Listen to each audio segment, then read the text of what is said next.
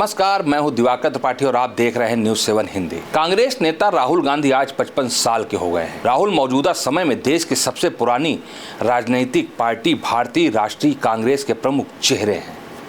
19 जून 1970 को नेहरू गांधी परिवार के वंशज के रूप में जन्मे राहुल गांधी ने 2004 में भारतीय राष्ट्रीय कांग्रेस के साथ अपने राजनीतिक सफर की शुरुआत की थी।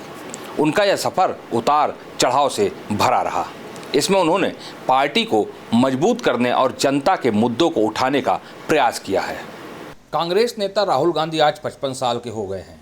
जन्मदिन के खास मौके पर पीएम मोदी, मल्लिकार्जुन खड़गे समेत कांग्रेस के कई दिग्गज नेताओं ने उन्हें बधाई दी है। प्रधानमंत्री नरेंद्र मोदी ने भी उन्हें जन्मदिन की बधाई देते हुए दीर्घायु की शुभकामनाएं दी। पीएम मोदी ने एक्स पर पोस्ट करते हुए लिखा, राहुल गांधी को जन्मदिन की हार्दिक बधाई। ईश्वर उन्हें दीर्घायु और स्वस्थ जीवन प्रदान करे।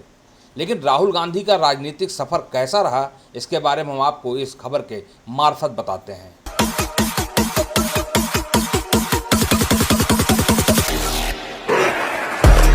2004 में अमेठी से राजनीतिक सफर की शुरुआत। राहुल गांधी का राजनीतिक करियर 2004 में शुरू हुआ, जब उन्होंने उत्तर प्रदेश के अमेठी से लोकसभा चुनाव लड़ा और जीत हासिल की। यह सीट उनके पिता राजीव गांधी और मां सोनिया गांधी के लिए पारिवारिक गढ़ रही थी। अपनी शुरुआती पारी में उन्होंने युवाओं और ग्रामीण विकास पर ध्यान केंद्रित किया। 2007 में उन्हें कांग्रेस के महासचिव और 2013 में पार्टी के उपाध्यक्ष के रूप में नियुक्त किया गया। 2017 में उन्होंने पार्टी अध्यक्ष का पदभार संभाला, जो उनकी राजनीतिक महत्वाकांक्षा का चरम था। उनकी भारत जोड़ो यात्रा और भारत जोड़ो न्याय यात्रा ने देश में एकता और सामाजिक न्याय के मुद्दों को उजागर किया। यूथ कांग्रेस पर किया फोकस। राहुल गांधी की सबसे बड़ी उपलब्धि उनकी जन केंद्रित पहल रही है। भारत जोड़ो यात्रा ने देश भर में करीब 4000 किलोमीटर की दूरी तय कर नफरत के खिलाफ प्रेम का संदेश फैलाया। इस यात्रा ने कांग्रेस को संगठनात्मक रूप से मजबूत करने में मदद की। इसका असर 2024 के लोकसभा चुनाव में पार्टी के प्रदर्शन पर भी दिखा। उन्होंने युवा कांग्रेस और राष्ट्रीय छात्र संघ NSUI में सुधार लाकर इन संगठनों की सदस्य संख्या में उल्लेखनीय वृद्धि की। कृषि कानूनों की वापसी और GST दरों में कमी जैसे मुद्दों पर उनकी दृढ़ता ने विपक्ष को मजबूत करने में भूमिका निभाई। इसके अलावा उन्होंने बेरोजगारी, किसानों की समस्याओं और सामाजिक न्याय जैसे मुद्दों को राष्ट्रीय बहस में लाया। मानहानि मामले में सजा से गवाई सांसदी। हालांकि राहुल गांधी का सफर चुनौतियों से अछूता नहीं रहा है। 2014 और 2019 के लोकसभा चुनाव में कांग्रेस की हार ने उनकी नेतृत्व क्षमता पर सवाल उठाए। 2019 में अमेठी से स्मृति ईरानी के हाथों हार उनकी व्यक्तिगत पराजय के रूप में देखी गई।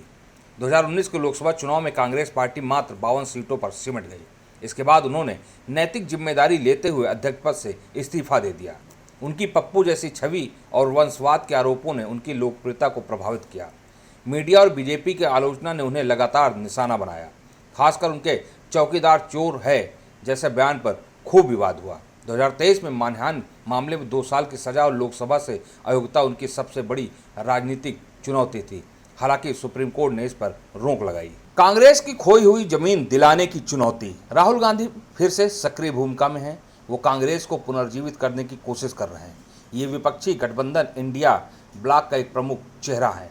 हालांकि आलोचक उन्हें निर्णय न लेने वाला, अनिश्चित और कमजोर नेता मानते हैं। वही समर्थकों के लिए वे लोकतंत्र की रक्षा की उम्मीद है। राहुल ने आलोचनाओं के बीच अपनी छवि को सुधारने और जनता से जुड़ने का प्रयास किया है। राहुल गांधी के सामने चुनौतियां उनकी नेतृत्व क्षमता और छवि को परखती रही हैं।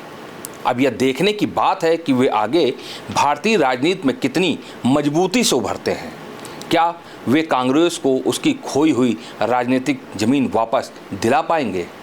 भविष्य में उनकी रणनीति और विपक्ष की भूमिका देश की राजनीति की दिशा तय करेगी। इस खबर में इतना ही। देश दुनिया की तमाम खबरों के लिए आप बने रहिए न्यूज़ 7 हिंदी के साथ। नमस्कार।